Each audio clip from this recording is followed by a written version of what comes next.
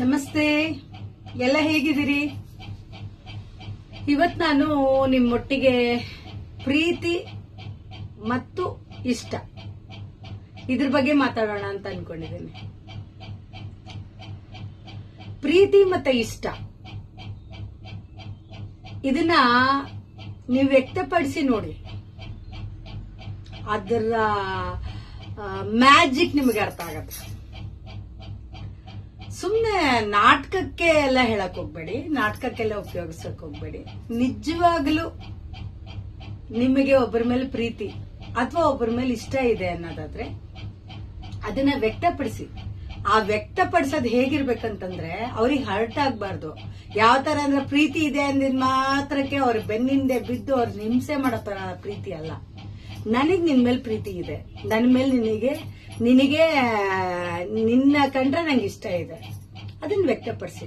ಅದು ಬರೀ ಈ ಪ್ರೇಮಿಗಳಿಗೆ ಮಾತ್ರ ಸೀಮಿತ ಅಲ್ಲ. ಪ್ರೀತಿ ಇಷ್ಟ ಅನ್ನೋದೆಲ್ಲ ಬರೀ ಪ್ರೇಮಿಗಳಿಗೆ ಮಾತ್ರ ಸೀಮಿತ ಆಗಿರೋದಿಲ್ಲ.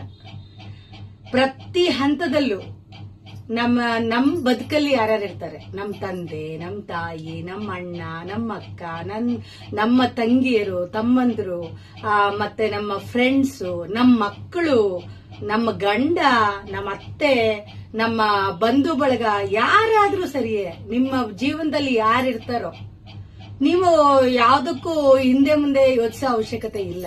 ನೀವು ಅವ್ರನ್ನ ಇಷ್ಟಪಟ್ಟಿದ್ ಮಾತ್ರಕ್ಕೆ ಅವ್ರು ನಿಮ್ಮನ್ನ ಇಷ್ಟಪಡ್ಬೇಕು ಅನ್ನೋದು ಎಲ್ಲೂ ಇಲ್ಲ, ಆಯ್ತಾ?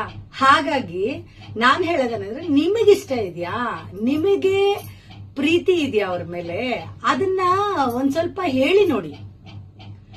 ಆ ಮಿರಾಕೆಲ್ಲ ಬೇರೆ, ಆಯ್ತಾ? ಅದನ್ನ ಅವ್ರು ಕೇಳಿಸ್ಕೊತಾರೋ ಇಲ್ಲ ನಿಮ್ಮನ್ನ ಅವಮಾನ ಮಾಡ್ತಾರೋ ಇಲ್ಲ ಅವರು ನಿಮ್ಮನ್ನ ಪರಿಗಣನೆಗೆ ತಗೊಳ್ಳೋದಿಲ್ವೋ ಅದನ್ನ ನಿಮಗ್ ಬೇಕಾಗಿಲ್ಲ. ನಿಮ್ಮ ಆತ್ಮಸಾಕ್ಷಿಯಾಗಿ ನೀವು ನಿಜವಾಗ್ಲೂ ಒಬ್ಬರನ್ನ ಇಷ್ಟಪಡೋದೇ ಆದಲ್ಲಿ, ನಿಜವಾಗ್ಲೂ ಒಬ್ಬರನ್ನ ಪ್ರೀತಿಸೋದೇ ಅದರಲ್ಲಿ, ಅದನ್ನ ಅವರಿಗೆ ಹೇಳಿ. ನಾವೆಷ್ಟೋ ಸಂದರ್ಭಗಳಲ್ಲಿ ಏನ್ ಮಾಡ್ಬಿಡ್ತೀವಿ, ನಮ್ಮ ನಿಜವಾಗ್ಲೂ ಅವ್ರನ್ನ ಕಂಡ್ರೆ ಇಷ್ಟ ಇರುತ್ತೆ, ಪ್ರೀತಿ ಇರುತ್ತೆ, ಆದ್ರೆ ನಾವು ಯಾವತ್ತಿಗೂ ಅವ್ರ ಹತ್ರ ಹೇಳ್ಕೊಳಕ್ಕೆ ಹೋಗೋದಿಲ್ಲ. ನೀನಂದ್ರೆ ನನಗಿಷ್ಟ, ನೀನಂದ್ರೆ ನನಗೆ ಪ್ರೀತಿ ಅಂತ. ಅದೇ ನಮ್ಮ ಬದುಕುಗಳಲ್ಲಿ ಮುಳುವಾಗ್ಬಿಡುತ್ತೆ. ತುಂಬಾ ಸರಿ ಅದೇ ಮುಳುವಾಗತ್ತೆ.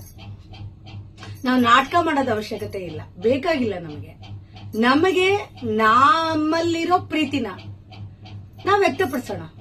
ಅದರಿಂದ ಎಷ್ಟು ಚೇಂಜಸ್ ಬರುತ್ತೆ ನೀವೇ ನೋಡ್ಬೋದು, ಆಯ್ತಾ? ಅವ್ರು ನನ್ನ ಪ್ರೀತಿ ಮಾಡ್ಲಿಲ್ಲ, ಅವ್ರು ನನ್ನ ಇಷ್ಟಪಡ್ಲಿಲ್ಲ, ನಮಗ್ ಬೇಕಾಗಿಲ್ಲ, ಅದು ಬೇಡ ನಮಗೆ. ನಾವು ಎಲ್ಲಾರನ್ನೂ ಇಷ್ಟಪಡಬೇಕಾಗಿದ್ದ ಅವಶ್ಯಕತೆನೂ ಇಲ್ಲ, ಎಲ್ಲಾರನ್ನೂ ಪ್ರೀತಿಸಬೇಕಾಗಿದ್ದ ಅವಶ್ಯಕತೆನೂ ಇಲ್ಲ. ಆದ್ರೆ ಸಹಜವಾಗಿ ನಮಗೊಬ್ಬನ ಕಂಡ್ರೆ ಇಷ್ಟ ಆಗತ್ತೆ, ಸಹಜವಾಗಿ ಒಬ್ಬರ ಕಂಡ್ರೆ ಪ್ರೀತಿ ಬರುತ್ತೆ ನಮ್ಗೆ. ಹಾಗಂತ ಹೇಳ್ಬಿಟ್ಟು ಸಿಕ್ದವ್ರಿಗೂ ಹೋಗ್ಬಿಟ್ಟು ಪ್ರೀತಿ ವ್ಯಕ್ತಪಡಿಸಿ ಅಂತ ಹೇಳ್ತಿಲ್ಲ ನಾನು. ನಮ್ಮ ಕುಟುಂಬಗಳಲ್ಲಿ ನಮ್ಮ ಜೊತೆ ಯಾರಿರ್ತಾರೆ, ನಮ್ಮ ಸ್ನೇಹಿತರು, ನಮ್ಮ ಬಂಧು ಬಳಗ, ನಮಗೆ ಅಂತ ನಮ್ಮ ಸ್ವಂತದ್ದು ದೇವ್ರು ಕೊಟ್ಟಿದ್ದಾನಲ್ವೇನ್ರಿ, ನಾವೇನು ಉದ್ಭವ ಮೂರ್ತಿಗಳಲ್ವಲ್ಲ, ಹಂಗೆ ತಪಕ್ಕಂತ ಭೂಮಿಗೆ ಬೀಳಕ್ಕೆ ನಮಗೂ ಒಂದು ಕುಟುಂಬ ಅಂತ ಕೊಟ್ಟು ಕಳ್ಸಿದಾನಲ್ವಾ? ಗೊತ್ತಿದ್ದೋ ಗೊತ್ತಿಲ್ದೇನೋ ಇನ್ನೊಬ್ಬರ ಮನೆಗೆ ನಮ್ಮನ್ನ ಸೊಸೆಯಾಗೋ, ಇನ್ನೊಬ್ಬರ ಮನೆಗೆ ನಾವು ಒಂದು ಅಂದ್ರೆ ಹೇಗ್ ಹೇಳ್ಬೇಕು ಗೊತ್ತಿಲ್ಲ ನಂಗೆ, ಒಟ್ನಲ್ಲಿ ಒಂದು ಬಾಂಧವ್ಯ ಅಂತ ಬೆಳ್ದಿರುತ್ತಲ್ವೇನ್ರಿ.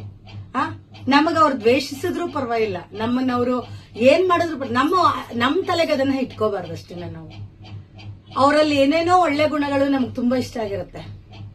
ಅವ್ರು ನಮಗ್ ತೋರ್ಪಡಿಕೆಗೆ ಹೇಳಿದಾರೋ ನಿಜವಾಗಿ ಹೇಳಿದಾರೋ ನಮಗ್ ಬೇಡ. ಅವ್ರು ಆಡಿದ ಒಂದು ಮಾತಿಂದ ನಿಮ್ ಮನ್ಸಿಗೆ ಸಂತೋಷ ಆಗಿರುತ್ತೆ. ಅವರು ನಿಮಗೆ ಯಾವುದೋ ರೀತಿಲಿ ಒಂದ್ ಸ್ವಲ್ಪ ಸ್ಪಂದಿಸಿರ್ತಾರೆ ಅಂತ ಇಟ್ಕೊಳ್ಳಿ, ಅವ್ರ ಬಗ್ಗೆ ನಿಮಗೆ ಪ್ರೀತಿ ಮೂಡಿರುತ್ತೆ ಅಲ್ವಾ? ಅಂತದನ್ನ ವ್ಯಕ್ತಪಡಿಸಿ ನೋಡಿ. ನೀವು ನಿಮ್ ಮಕ್ಕಳೇ ಇರ್ಬೋದು, ಯಾವಾಗ್ಲೂ ನೀವು ಓದ್ತಾ ಇಲ್ಲ, ನೀನು ಇದು ಮಾಡ್ತಾ ಇಲ್ಲ ಅಂತ ನಾವು ಗದರ್ಸಿ ಬೈದು ಎಲ್ಲ ಮಾಡೋದಕ್ಕಿಂತ, ನಿನ್ ಕಂಡ್ರೆ ನಂಗೆ ತುಂಬಾ ಪ್ರೀತಿ ಮಗು, ನೀನ್ ಯಾಕೆ ಹಿಂಗ್ ಮಾಡ್ತಿದ್ಯಾ, ಆ ಮಗುವಲ್ಲಿ ಎಷ್ಟು ಚೆನ್ನಾಗಿ ನಿಮಗೆ ಕಾಣ ಸಿಗುತ್ತೆ ಅಂದ್ರೆ ಆ ಒಂದು ಚೇಂಜಸ್ ನಿಮಗೆ ಗೊತ್ತಾಗುತ್ತೆ. ಅದನ್ನ ವ್ಯಕ್ತಪಡಿಸಿ. ಪ್ರತಿಯೊಬ್ಬ ಮನುಷ್ಯನಲ್ಲೂ ಸ್ಪಂದನೆ ಅನ್ನೋದು ದೇವ್ರು ಕೊಟ್ಟಿದ್ದಾನೆ. ಸ್ಪಂದನೆ ಗ್ಯಾರಂಟಿ. ನಿಜವಾದ ಪ್ರೀತಿಗೆ, ನಿಜವಾದ ಇಷ್ಟಕ್ಕೆ ನಿಮಗೆ ಖಂಡಿತವಾಗ್ಲೂ ಸ್ಪಂದನೆ ಸಿಗತ್ತೆ. ಅದನ್ನ ನಾಟಕೀಯವಾಗಿ ಮಾತ್ರ ಉಪಯೋಗಿಸ್ಕೋಬೇಡಿ, ಟ್ರೈ ಮಾಡಿ ನೋಡಿ, ಆಯ್ತಾ? All the best.